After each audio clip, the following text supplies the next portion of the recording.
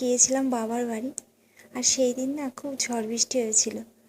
কারণ যখন বেরিয়েছিলাম তখন আকাশ পরিষ্কারই ছিল, কোনো ঝড় বৃষ্টি ছিল না। বেরিয়ে পড়েছি তখন দেখলাম হালকা হালকা মেঘ। তারপরে পৌঁছাতে পৌঁছাতে তখন ওইদিকে আর দেখি কোনো বৃষ্টি টিষ্টি নেই। পৌঁছে গিয়েছি, এই দেখো বাবার বাড়িতে। পুরো অন্ধকার, কারণ ওই দিকটা তো সেই আমাদের শহরের মতো এত আলো থাকে না, গ্রামে।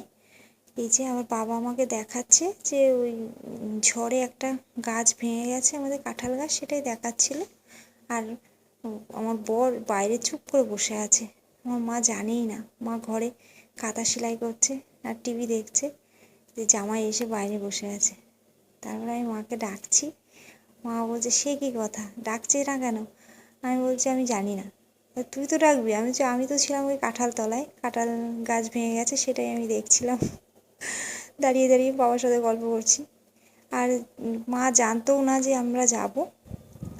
যে মা বললো যতক্ষণ এসেছিস সেই কাঁঠাল নিয়ে যা, মানে এঁচোড়। আমাদের বাড়িতে এঁচোড় মানে কাঁঠাল গাছ আছে, তোমাদেরকে আমি দেখিয়েছি এর আগের ভিডিওতে। অনেক কাঁঠাল গাছ আছে। তা মা বললো কটা এঁচোড় কেটে দিই, নিয়ে যা, কারণ কবে আবার আসবি, তারপরে খাবি, তা নিয়ে যা। তো মা এঁচোড়টা কেটে দিল। আর বৃষ্টি শুরু হয়ে গিয়েছে, আমার বড় আবার গাড়িটা সরিয়ে রাখলো। ঝড় বৃষ্টি এসে গিয়েছে, আমার আবার চিন্তা হচ্ছে, কারণ ছেলেটা আমার একা বাড়িতে রয়েছে।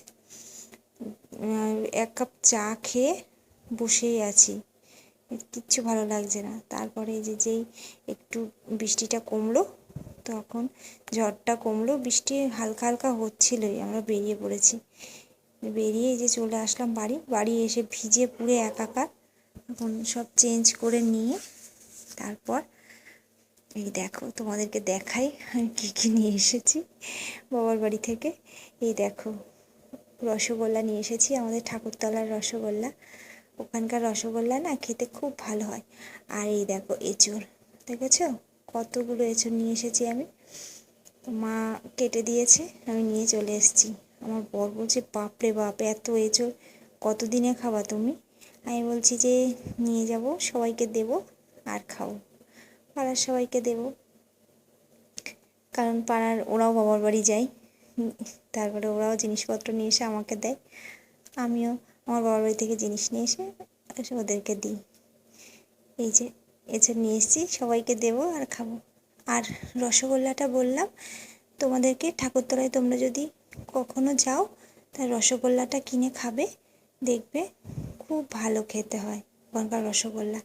কারণ আমার বাবা আসলেই না রসগোল্লা নিয়ে আসে ছেলের জন্য, কারণ আমার ছেলে ওখানকার রসগোল্লা খেতে খুব ভালোবাসে।